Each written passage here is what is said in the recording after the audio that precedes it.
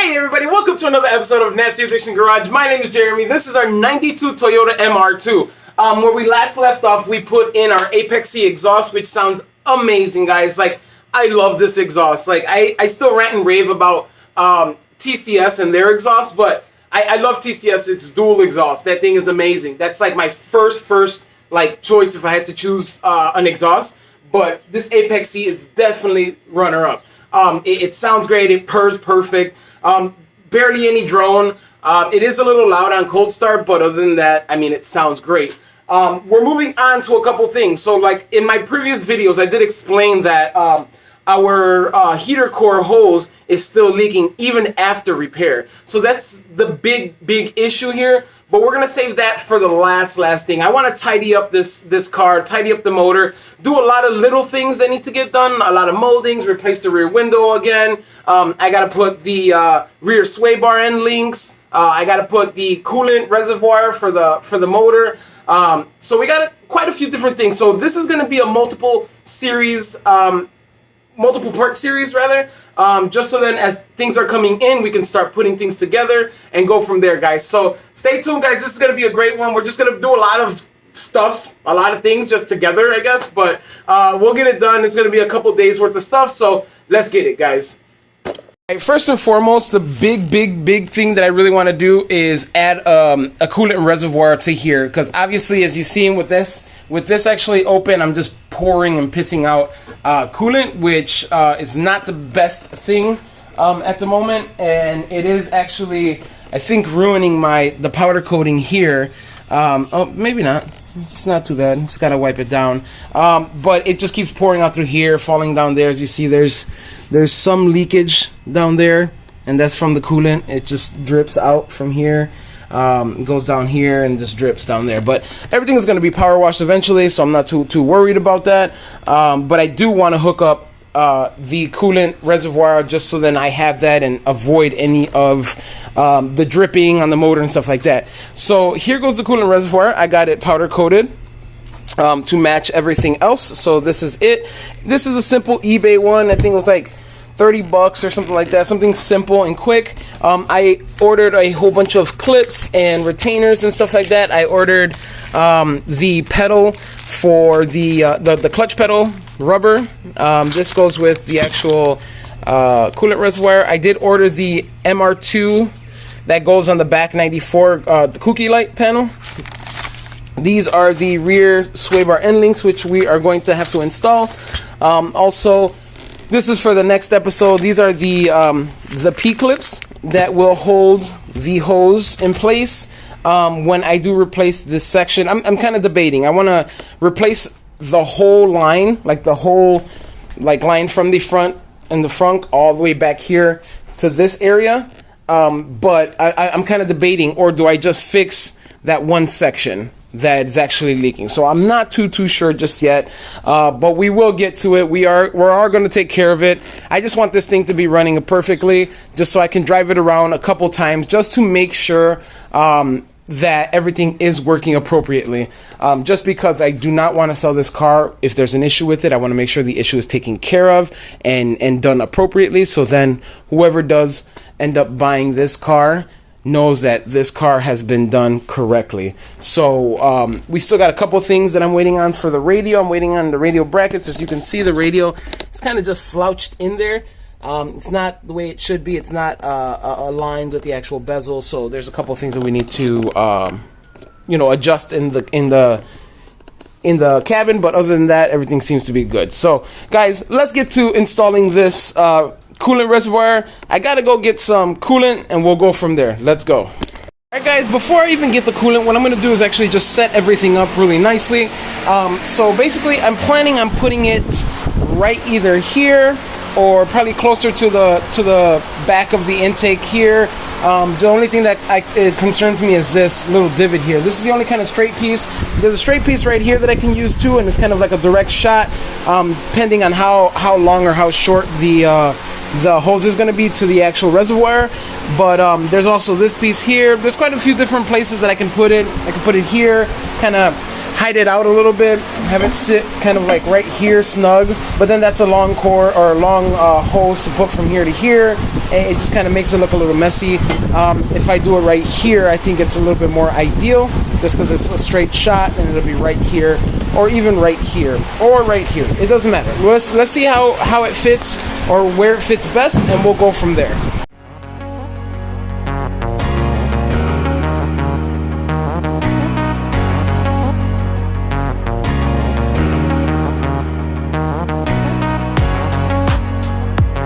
Alright guys, check this out. So I did mount it up by one point, but this thing is so solid, it's definitely not going anywhere. I did put the 2 bolts that go into here. So basically it's an L bracket with 2 holes, another set of 2 holes, and another L bracket that has kind of like a divot in it, along with 2 holes to allow these 2 bolts to bolt together so they can be one bracket. As you guys can see it looks pretty cool.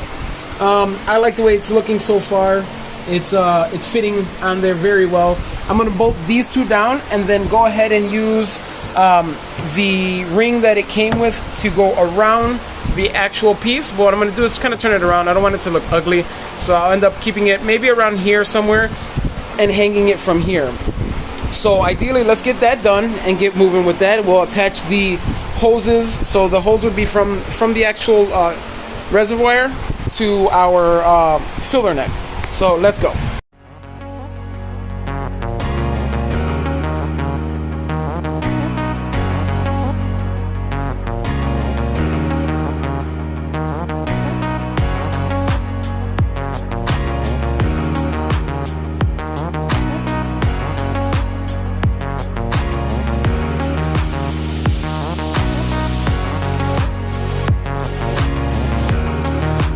Alright guys, as you can see, I did put it in. This is kind of how it sits. You guys can see in the back of it. It actually sits pretty good. It's on there pretty tight. I'm not a big fan of this. It makes it look super cheap, but you know what? It holds it. It does the trick. I'm not too worried about it, but it looks good. It looks good. It's on there tight. That's not going to go anywhere. It's leveled with the actual engine bay, like the back firewall, so we don't have to worry about nothing closing or anything like that. So far so good. Now all I have to really do is connect this hose to this hose, and we should be good to go. I can then go ahead and drive and get some coolant, start filling this bad boy up, make sure nothing leaks from anywhere, and go from there, guys. I've been turning the car on. It does have some coolant in it, but whatever it does have spews out of here a little bit. So I'm gonna fill it up, let it idle, make sure it doesn't end up like overheating or anything like that. I'm gonna do the whole thing in the front, trying to get it to air out, to get all the air out of the system. Go from there, guys. So let's get this done.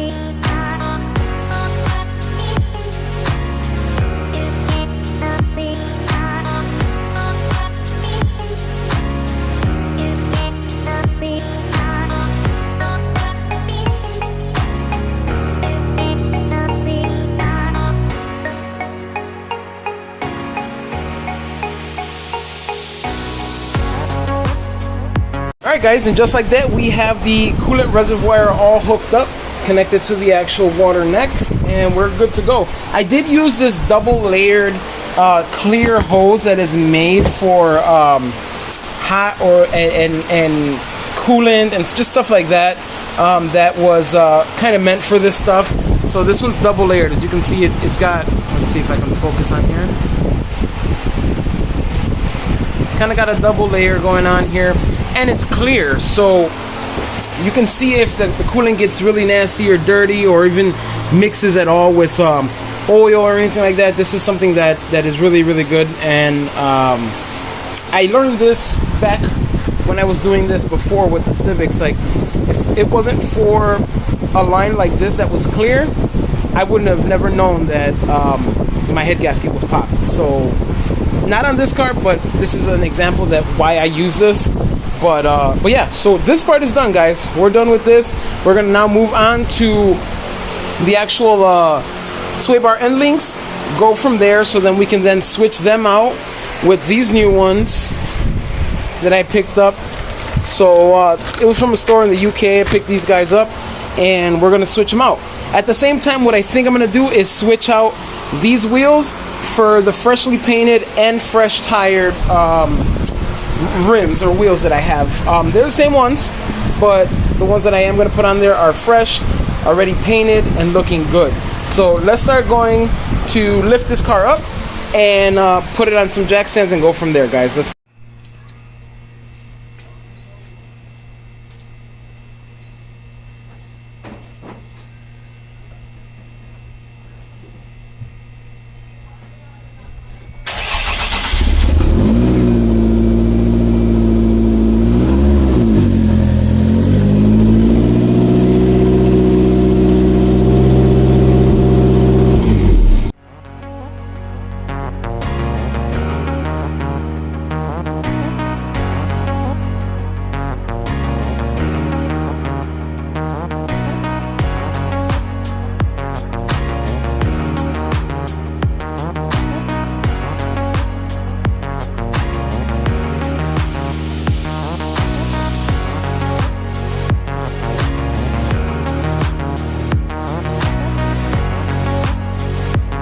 Guys, we got her up in the air once again, looking at this beautiful exhaust. But what we're gonna do is actually remove these tires out, remove them completely. After removing them, what we're gonna do is then change out the actual, or put on the actual like, I don't know if you could see it from here, put on the rear sway bar end links on each side, drop her back down, and go from there, guys. So let's get this done. Alright, guys, as you guys can see, I've been kind of moving this car around without a sway bar, as you can see. So now that I or with the sway bar, without the sway bar and links. So now that you guys can see this, it's pretty good, and it'll be easy now that I can just kind of pop it in here. When it's gonna go is the screws are gonna go in here. And then I'm going to put the nuts on each side on this side. And what I'm going to do, though, prior to, I'm just going to line this up and then move on to the other side and kind of line it up as well. Remove the tire, line it up, and then go ahead and place the sway bars on, or the sway bar end links on the sway bar first, and then slowly adjust both of them up. Found it to be easier that way, but let's get to it, guys.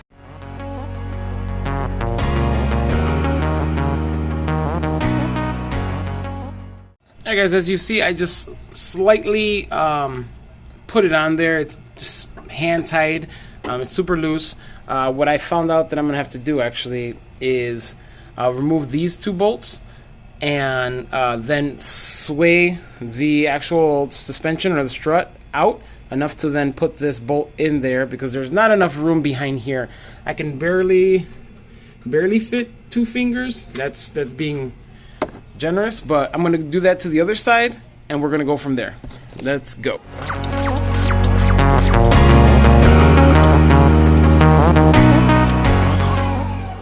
Alright, guys, so now that I've done the same on this side, what I'm gonna do now is actually start unbolting it from this side. I'm just gonna unbolt it, get a 17 I believe is what both of these are. I'm gonna get a 17 open wrench, and then I have my impact gun here that I'm going to pop these both off with, and then move the actual strut itself back and forth. Since this is movable and it's a little bit easier to maneuver, it should be easier for me to kind of just pull it out slightly, just enough to bring it out, and then have this kind of just slide in there. So guys, let's get that done right now and go from there.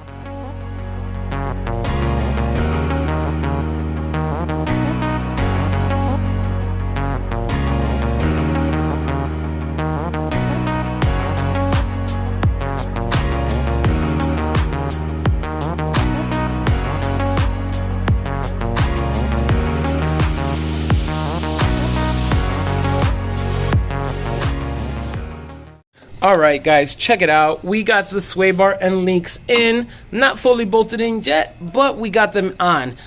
Good part is that all we need to do is really just tighten these guys up really nice. Tighten these bolts up. So what I did was actually just remove these two bolts. The reason why I removed these two bolts, like I explained a little earlier, was so then I can bring the spindle out, bring the actual strut housing a little bit further out just to fit this in between and pop the actual sway bar end link in there, which was fairly simple, fairly easy. You guys kind of seen it on in fast motion, but it works. So all I have to do now is kind of bolt these in. Same thing for it on this side. Kind of did the same.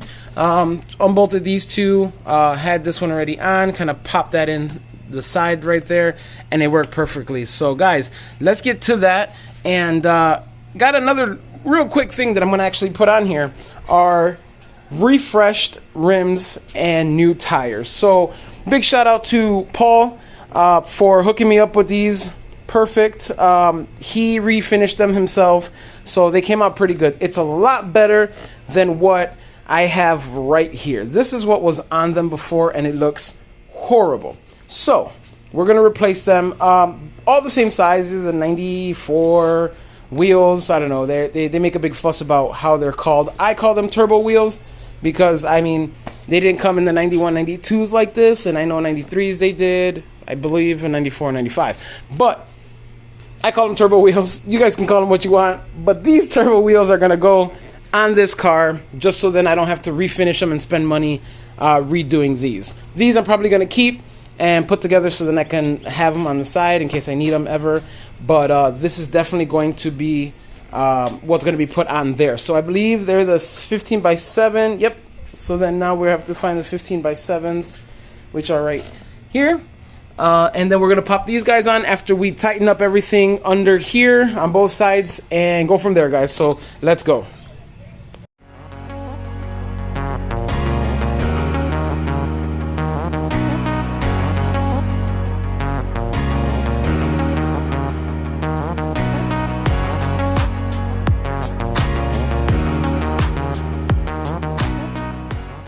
Alright guys, everything is nice and secure. As you can see, things are on there. Super good. Nice. It looks good. It looks very nice, very well done.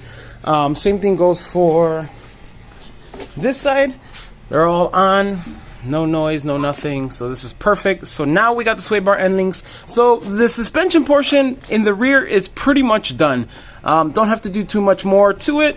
Now that the sway bar end links are on, I do have to go ahead and add that little kind of that little rubber thing here to mount for the exhaust, because as you see, it's kind of just sitting there. And I also got to put the bracket on that came with the downpipe, just so that I can have that bracket on and it's on there doing well. But we could do that at a later date before we actually tidy everything else up. So now what we're going to do is put on these rims and tires and then move the car backwards, do it to the front, and we'll be done, guys. So let's go.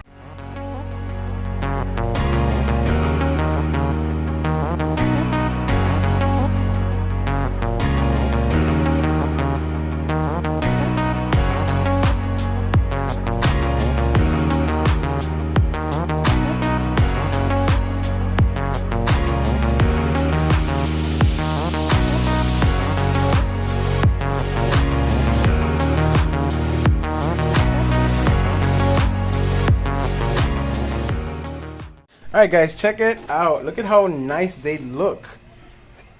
These things look amazing, nice and clean, and they're nice and appropriate.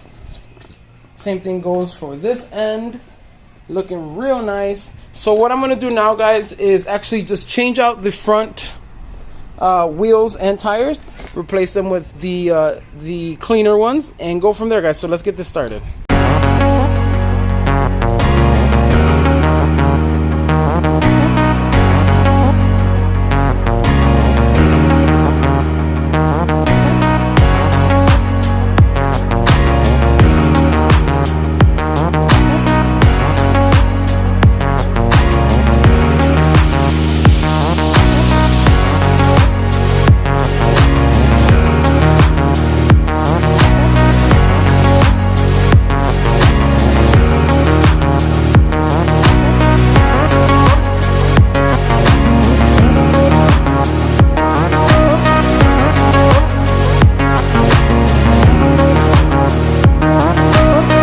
Alright guys, check it out. All 4 tires and wheels have been replaced with the newer looking ones, the refreshed ones. It looks phenomenal.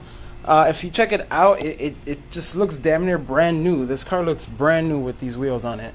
As you can see, here's a better picture, just completely. The car looks new. The car looks new. It looks great. I'm super excited and super happy how it's looking. So now all we have to do is drop the car. I'll pull it up forward just so then we can kind of see how it looks completed, and we'll go from there, guys. So let's go.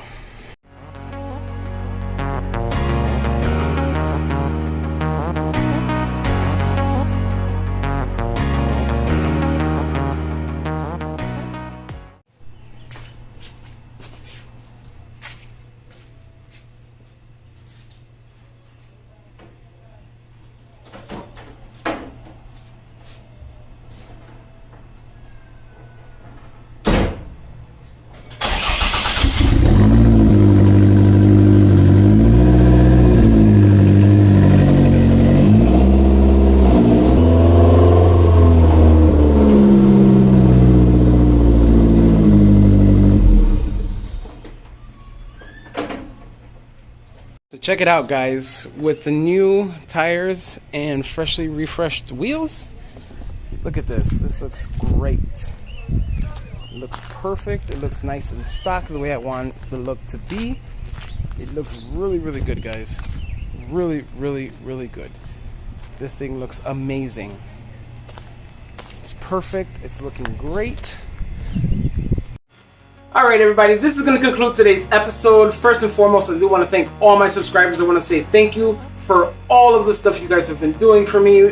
Like, subscribe, all that fun stuff, commenting. I love it all. Thank you again. And this is for you guys. This is all for you guys. So lastly, what I want to do is kind of describe what we kind of did today. So we put on the rear sway bar end links. We changed out our tires and rims for some newer looking ones, refreshed wheels, same type of wheels. They were that 94 wheel, the 5-spoke, the traditional one that we normally see on these SW20s. So guys, we did a lot today. This is going to be the first part of a couple series of just miscellaneous part install is what I'm going to title it, and we'll go from there, guys. Again, this is Nasty Addiction. My name is Jeremy. This is our 92 Toyota MR2.